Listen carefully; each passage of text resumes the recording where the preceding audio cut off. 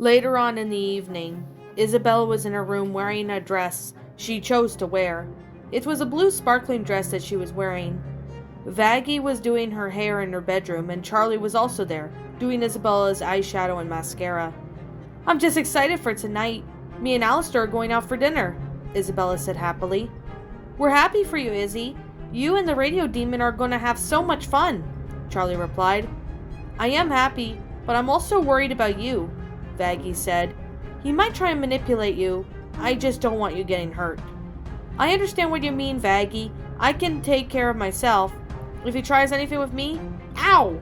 Isabella shrieked, as Vaggie accidentally pulled on her hair. "Oops. Sorry, Isabella," Vaggie apologized. "I didn't mean to pull your hair. I just don't trust Alastor, and I would hate to see you get hurt.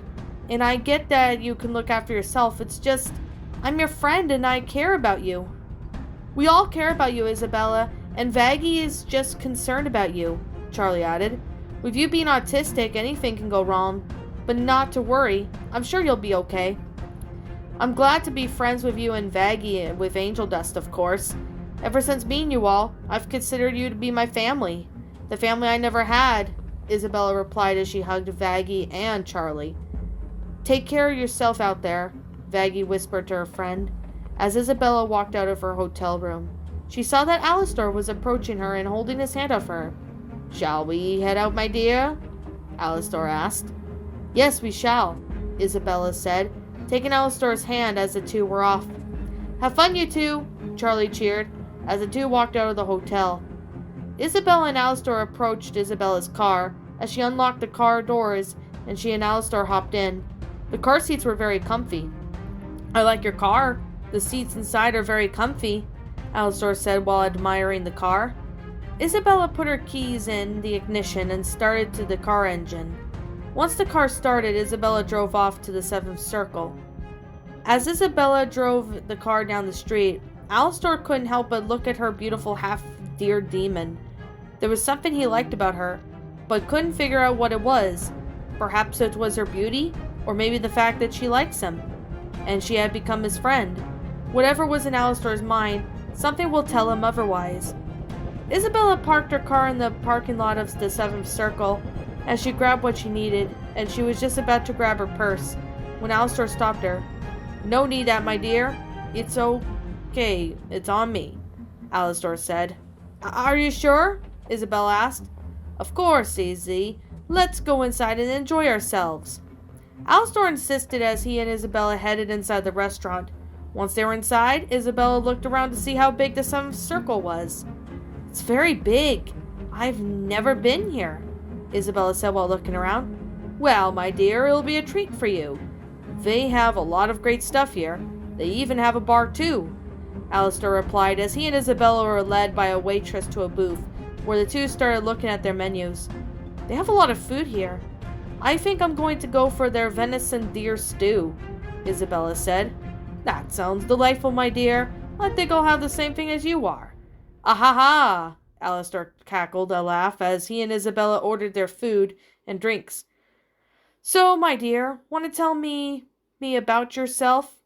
"Sure, I hope you'll be okay with it," Isabella replied.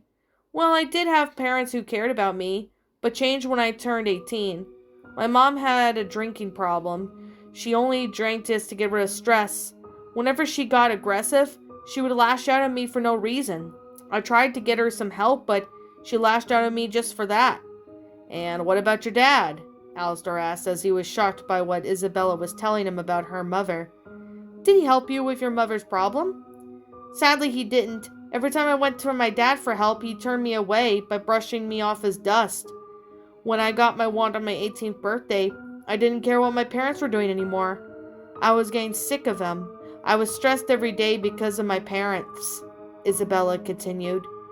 "When I turned 19 years old, my parents didn't care about it, so I packed my things and left. I was living with a good friend of mine for a few months, but after that I found out what my friend was doing. She backstabbed me by gossiping mean stuff about me, and even went rumors, so I ran away from her. I came down an alleyway where I was robbed. A group of guys stole my money and stuff. They even beat me to a pulp." I was just about to fight back when one of the guys slit my throat or something, Isabella sighed. She was close to crying at this point. That was my past life before I got to hell.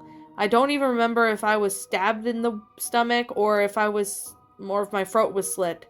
But I know I did die. Oh my goodness, my dear. I'm so sorry about that, Alastor replied. My mother was only the one who loved me. My dad never cared about me. So I guess we both have something in common.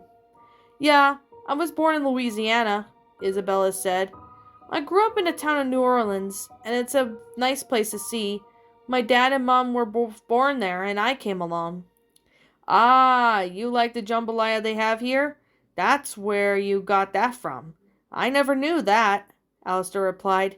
But hey, at least we're both from the same state. We seem to both have a lot in common, Alastor. You and I have had rough lives in the past.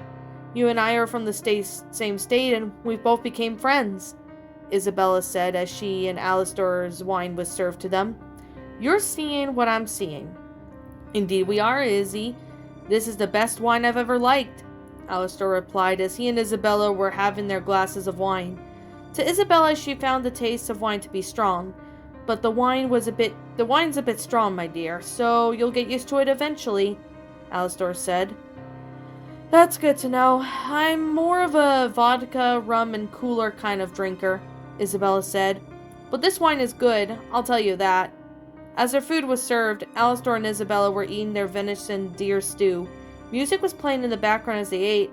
After they finished their dinner, slow romantic music began to play. Alastor, would you like to dance? Isabella asked. I know it's weird for a girl to ask a guy to dance with her. It would be my pleasure, my dear. No worries, Alastor replied as he took her hand. The two walked together onto the dance floor, where they began to dance.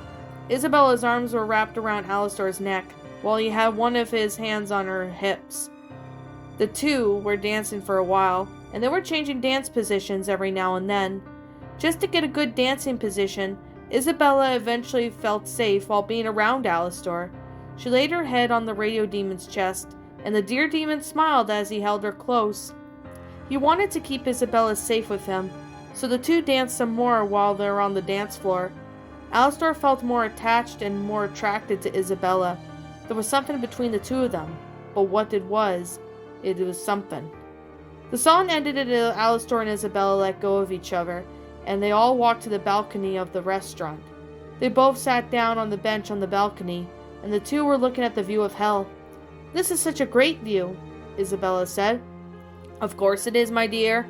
I can show you everywhere in hell if you wish, Alastor replied. We can arrange that.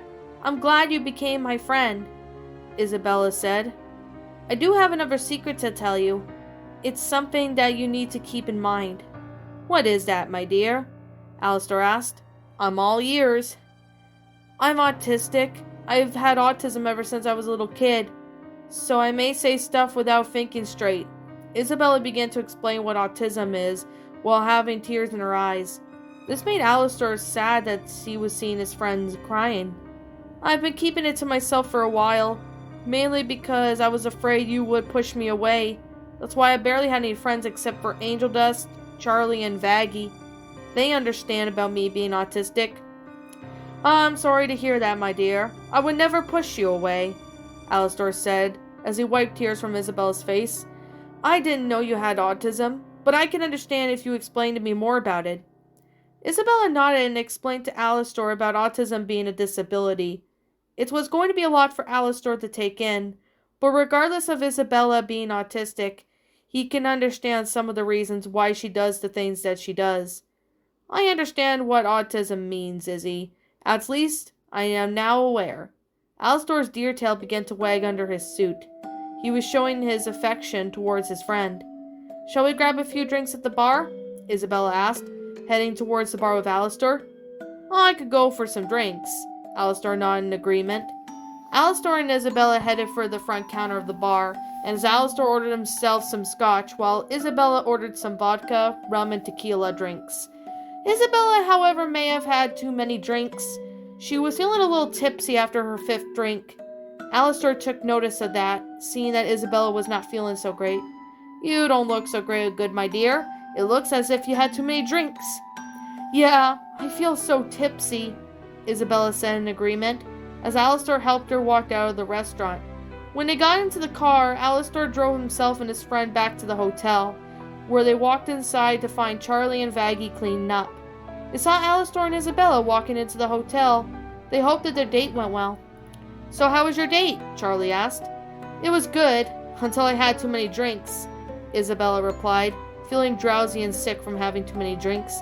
You shouldn't have drink that much. This is why you get sick if you drink too much alcohol, Vaggie said. Alastor then took Isabella to her bedroom. Once they got to her bedroom, Isabella felt nauseated from being tipsy. I feel so sick. I feel like I'm gonna throw up, Isabella stated as Alastor hurried his friend to her room, where Isabella vomited in the toilet. Alastor knew that alcohol can really do that depending on how much you drink and depending on the circumstances. Alcohol can do that, my dear. Try not to drink that much next time, Alastor suggested as he held Isabella's hair back. After his friend was finished, she flushed the toilet and stood up. Alastor led her to bed, where the half-deer demon lay down. Thanks, Alastor. Next time remind me not to drink so much, Isabella said while still feeling drowsy. I will, my dear. You will have to go easy on the drinking, Alastor replied as he waited for Isabella to go to sleep. As soon as she was asleep, Alastor left his room. His date with Isabella was amazing, until she had too many drinks.